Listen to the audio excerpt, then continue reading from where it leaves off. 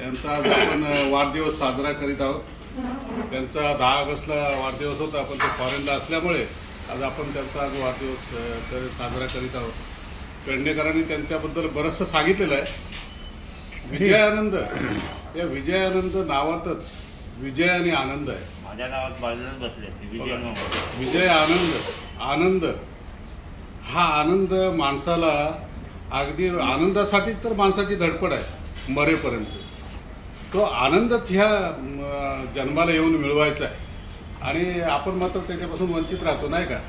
पण त्यांच्याकडे बघून वाटतं की ते नेहमीच हसतमुख असतात, आनंदात असतात। आमचे शेजारी आहेत, असं म्हणतात की नातेवाईकांपेक्षा शेजारी अडीअडचणीला उपयोगी येतात।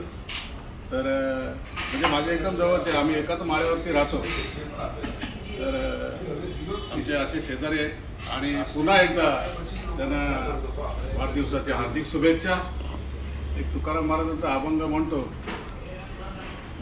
पापाची वासना नको लावू डोळा, त्याहूनही आंधळा बराच निंदेचे श्रवण नको माझ्या कानी, बधीर करून ठेवी देवा,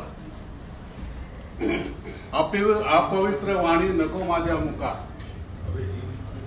त्या जोवनी मुका बराच मी, नको मज कधी परस्त्री संगती, त्याहुनी माती उठता भली, तुका म्हणे मज अवघ्याचा कंटाळा, तू एक गोपाळा आवडशी। तुकाराम महाराजांचा फार सुंदर अभंग आहे। ते असं म्हणतात, त्याच्यातच कळलं आम्हाला बोलण्यामध्ये, ते असं म्हणतात की पापाची वासना माझ्या डोळ्याला दाखवू नकोस। परमेश्वराला विनवणी करताय की पापाची वासना माझ्या डोळ्यांना दाखवू नकोस, त्यापेक्षा मी आंधळा असलेला बरा।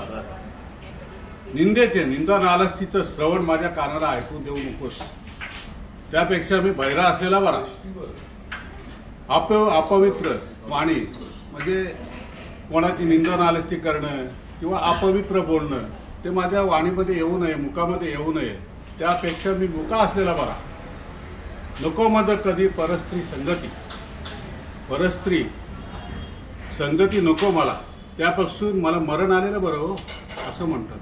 कारण काय, शिवाजी महाराजांचं उदाहरण तुम्हाला माहिती आहे। त्यांच्यासाठी सुभेदाराची सून आणली होती पावळ्यांनी, पेश केली होती त्यांच्यासमोर, पण ते काय म्हणाले शिवाजी महाराज? नजरानं पेश केला होता, बरोबर। तर त्यावेळेला शिवाजी महाराज काय म्हणाले की अशी जर आमची माता असती तर आम्ही, अशी जर माता सुंदर असती तर आम्ही किती सुंदर निपजलो असतो। ही आपल्या छत्रपती शिवाजी महाराजांची वाणी आहे। बघा, शेवटच्या चरणामध्ये तुकाराम महाराज म्हणतात की जे शाश्वत आहे ते नको मला, जे शाश्वत आहे त्याची आवडते देवा। म्हणजे तू गोपाळची आवड, येऊनी अंतरी राहिली गोपाळ, सायशत पळ बसव बैसली। तर त्या गोपाळाची आवड निर्माण कर माझ्या हृदयामध्ये, माझ्या मनामध्ये, तर त्याच्यातच सार्थक आहे। एवढं बोलून पुन्हा एकदा विजयानंद पोद्दार यांना हार्दिक शुभेच्छा वाढदिवसाच्या, आणि असंच प्रेमभाव असू द्या। रामकृष्ण हरी।